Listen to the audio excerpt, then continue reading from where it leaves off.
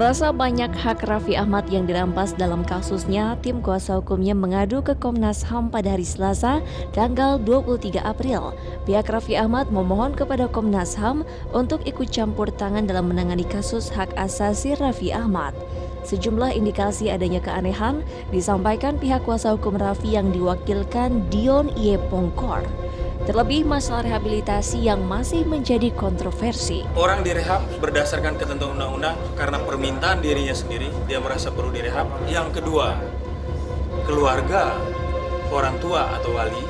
Yang ketiga, penetapan hakim. Penetapan hakim di dalamnya ada kewenangan penyidik dan penuntut. Kalau mengenai permintaan sendiri, jelas tidak ada permintaan Raffi. Kalau permintaan orang tua, jelas ibunya tidak pernah melakukan permintaan. Kalau penetapan hakim tidak ada penetapan, tapi penyidik menyatakan kami punya kewenangan. Kewenangan itu berdasarkan apa? Mereka bilang berdasarkan surat RSKO. Di pra-peradilan, hasil RSKO itu sudah kami lihat. Pemeriksaan psikis normal. Yang menjadi pertanyaan kami, apa dasar BNN menyatakan bahwa Raffi menderita riwayat gangguan mental? Dalam hasil pemeriksaan medis RSKO, di dokumen yang ditunjukkan di sidang, pemeriksaan psikis normal. Fisik, darah, urin, semua negatif. Karena itu Raffi menolak. Raffi menolak direhabilitasi, apalagi waktu dikirim tidak ada penetapan hakim. Yang kedua, Raffi dikirimkan dipaksakan karena sebentar lagi 2 hari kemudian Raffi lepas demi hukum, tidak ada izin perpanjangan dari jaksa. Itulah faktanya. Kami juga kenapa datang ke sini, kami meminta keadilan dan kepastian hukum buat Raffi. Berkas perkara Raffi ini sudah dua kali dikembalikan oleh jaksa.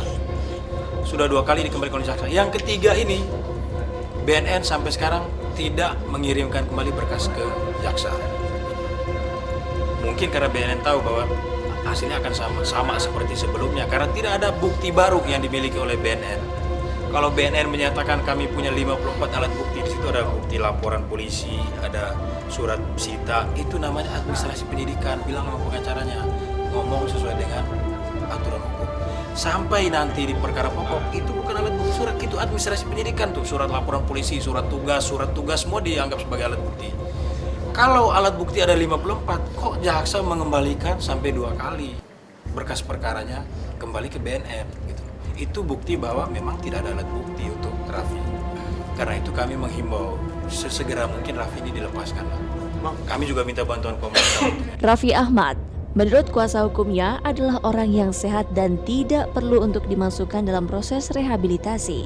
Pihak kuasa hukum mengkhawatirkan justru jiwa Raffi akan terguncang jika berlama-lama di dalam tempat rehabilitasi.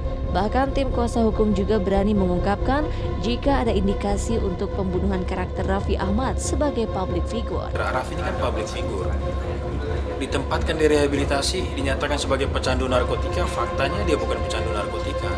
Ini kan pembunuhan karakter. Dan semua memang tidak harus dijalani oleh Raffi. Penahanan tidak boleh, rehab pun tidak boleh. Karena apa? Raffi tidak boleh ditetapkan sebagai tersangka. Ganja itu sampai sekarang tidak bisa dijelaskan oleh BNN, ganja itu punya siapa.